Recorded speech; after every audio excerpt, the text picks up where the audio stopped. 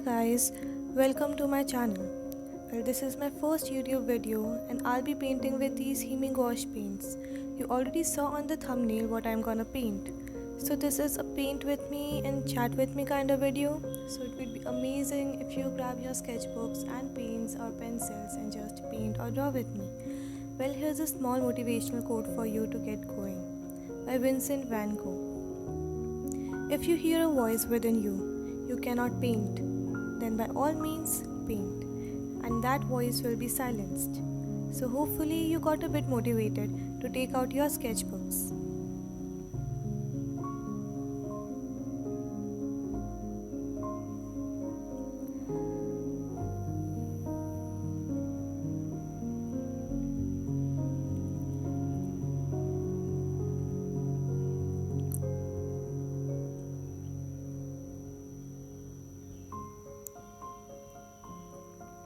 In this video, I'll be talking about gouache paints, how are they different from traditional watercolors and how to use them.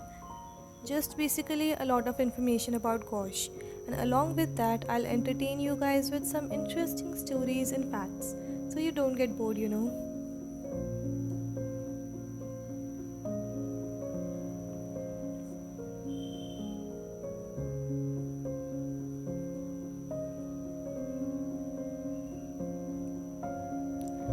So I'm just gonna be painting a landscape or scenery kind of thing, a very simple one.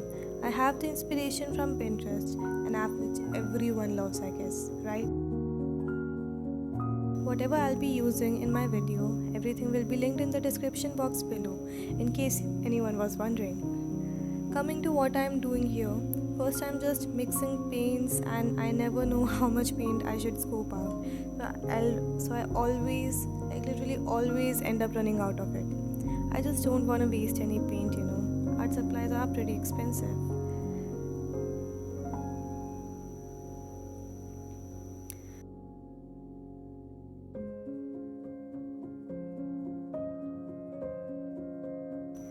Well, now we are using gouache paints, so let's talk about it some. Well, gouache is made using the same pigments found in transparent watercolor. Gouache is a water-soluble paint. A precipitated chalk gives the paint its opacity. And the amazing thing is that because the gouache is opaque, you can paint light colors over darker ones, unlike traditional watercolors, where the paint's inherent transparency means that light colors will not cover any darker shades that lie underneath. There are a lot of brands of gouache paints available. You can either get tubes separately or you can get jars of a beginner set. If you want to get tubes, it will be a nice idea to start with primary colors and tubes of black and white. You can make as many colors as you want with them, or you can get a complete set which already has a wide range of colors, like I have. Tubes and jar colors have much the same consistency. Tubes of gouache are large enough for most purposes, although you might like to consider buying a larger jar for colors that you use a lot, such as permanent white, which is good for highlights, or zinc white, which is good for mixing with other colors to lighten them. All of the equipments and techniques used with watercolors can be used with gouache. Like watercolor, gouache can be painted on white paper or board. Due to its opacity and covering powder, it can also be used on a colored or toned ground and over gesso primed board or canvas. Gouache does remain soluble when dry, but dried up tubes can be a problem to use, as jars can be reactivated. You might have seen quite a few videos on YouTube and Instagram where people are reactivating their old dried up gouache paints, and they are so satisfying, right? Well, coming back, gouache paint is water based and remains water soluble when dry. This allows you to remove paint easily, but it also means that you need to take care when working over previously applied paint layers. If the brushwork is anything but direct, and sure, it can pick up previously applied paint, resulting in muddy and confused color.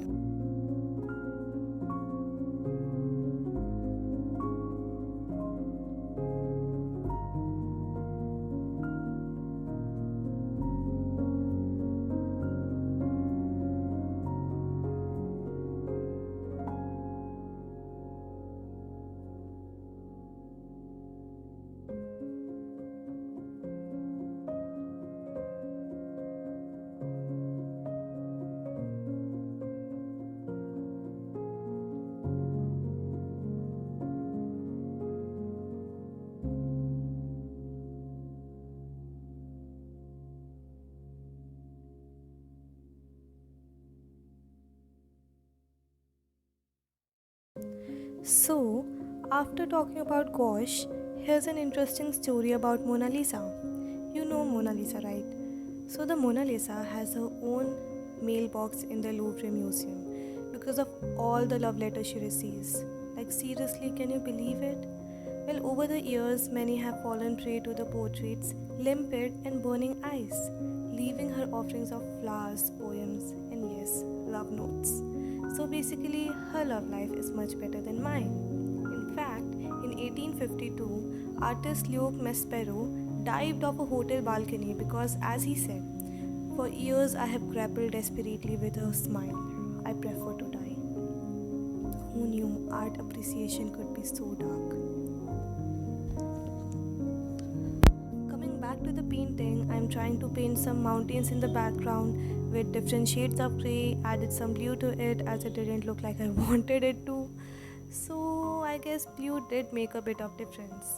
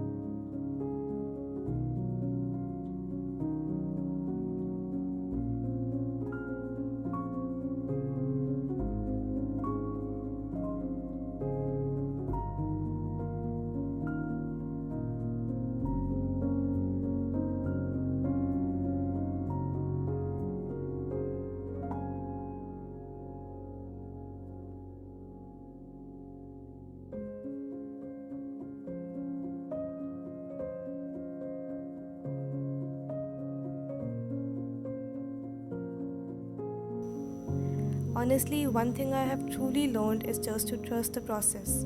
A lot of times I just give up on a painting or a sketch without finishing it because it just didn't look good enough. But seriously, it does get better. On the social media like Instagram and everything, we just see the final painting or just the good parts. We never get to see the ugly parts. So when we try to do something like that and it looks ugly, we think that we did something wrong because it didn't look good in the process. You know what? I used to wait for the process to get finished. All I wanted was the end result. I wanted a complete painting. But honestly, to get a good painting, you have to fall in love with the process. Enjoy the process of painting, not just the end result. Love the process more than the finished product. Make your painting sessions about joy, fun, your love for art. Listen to music, podcasts, or videos like this one. I do all of that, seriously. The time you spend painting will only help you grow and get better in your skills. So just trust the process and fall in love with it.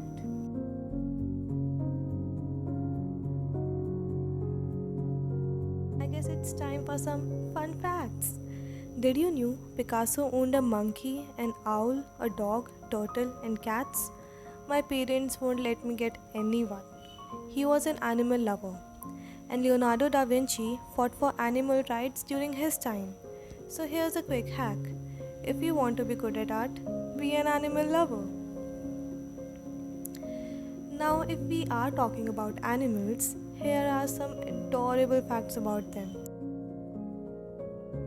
When a male penguin falls in love with a female, he searches the whole beach to find her the smoothest, most perfect pebble to present her as a proposal. And if she approves, she puts the stone in her nest. These are the efforts a girl wants. I mean, not really a pebble, but it's the thought that counts, right? Next, did you know cows have best friends? How cute is that now? And black vulture mates share parenting duties equally. Now that's something humans should learn from them, right?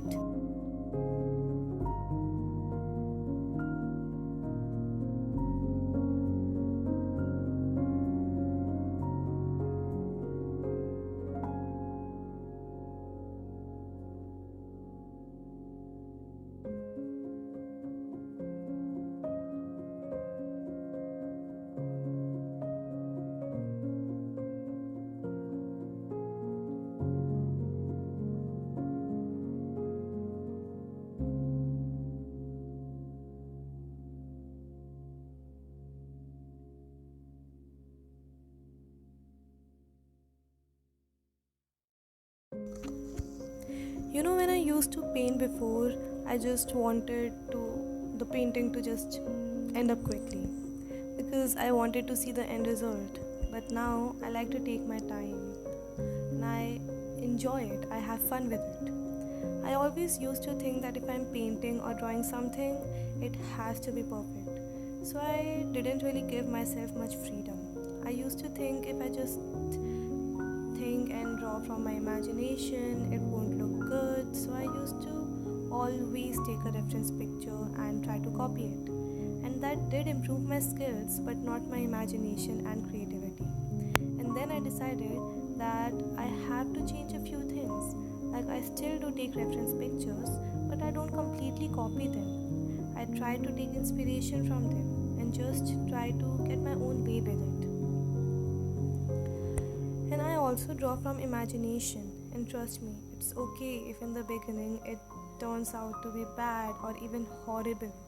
It will get better with practice and time, and you would actually like them more because you will be more proud of those artworks as they will be your own original pieces. And sometimes, if you see some artwork or something and you want to paint the same, exact same, it's completely fine. You don't have to feel bad about that I can't make something on my own or anything like that. It's okay sometimes.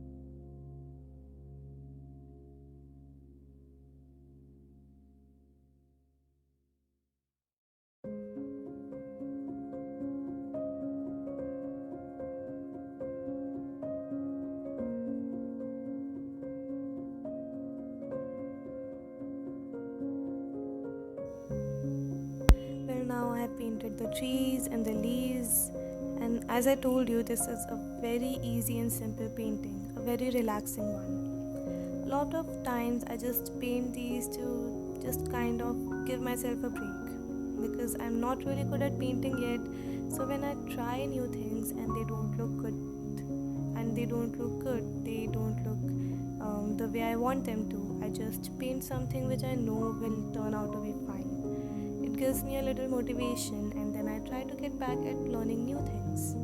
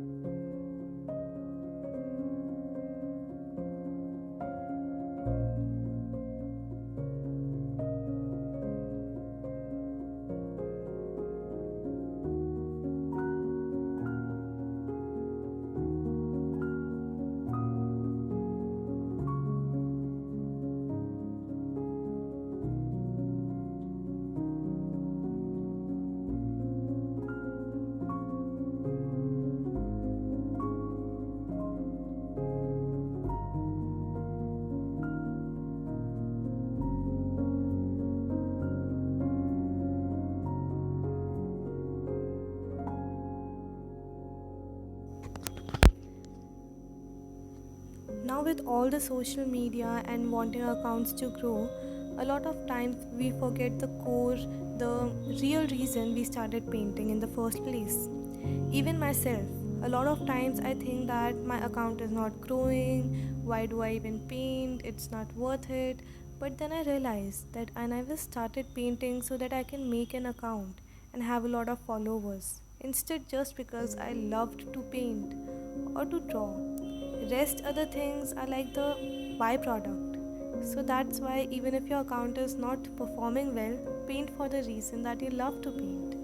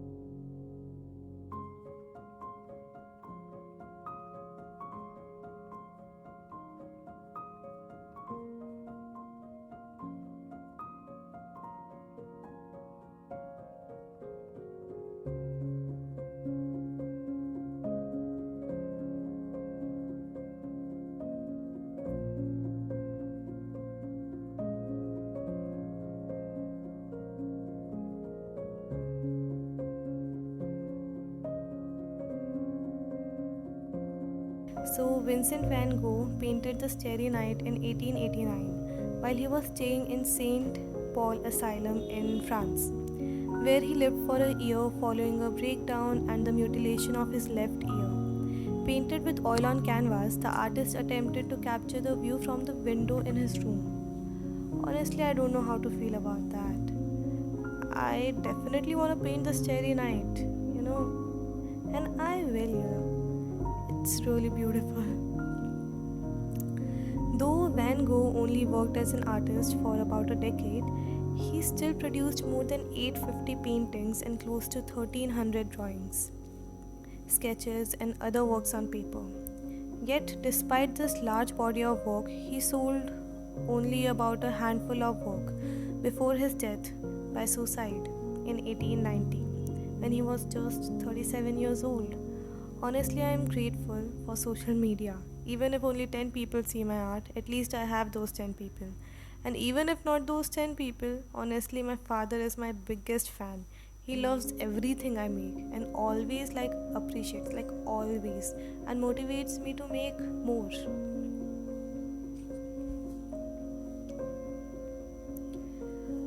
Honestly, a lot of times I feel demotivated and just don't feel like making art. It's because I think that my art is not good enough. When I see other artists' art on Instagram or YouTube, I feel a bit sad because I'm not able to draw like them, which ends up me being a bit hard on myself a lot of times. And I know that everyone grows at their own pace, but sometimes I just can't help it. So I take a break from making art, but then eventually in a couple of days I feel motivated and get back at it because I miss it. I really, really love to make art.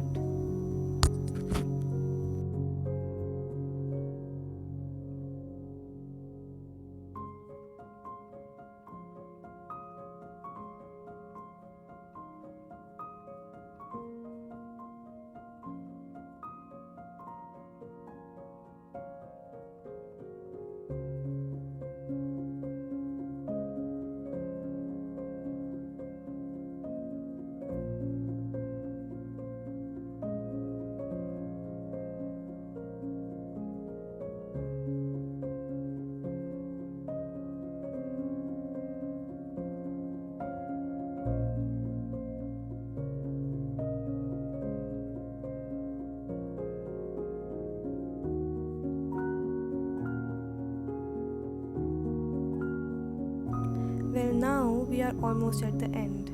It's kind of my favorite part because these white highlights. I mean, it literally transforms a painting. These white highlights. I love them. I so love them. I mean, you can see it just changes a painting completely. So it's my favorite part. Yeah.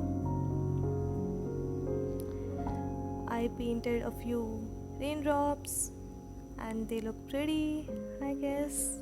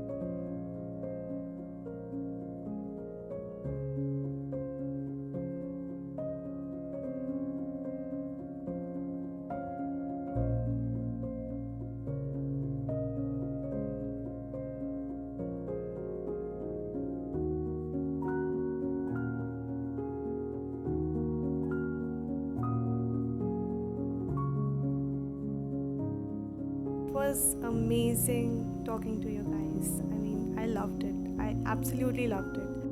And if you liked it too, please like the video, comment below what you thought about it, and subscribe to my channel. Hopefully, we'll meet soon again. Thank you for watching. Bye.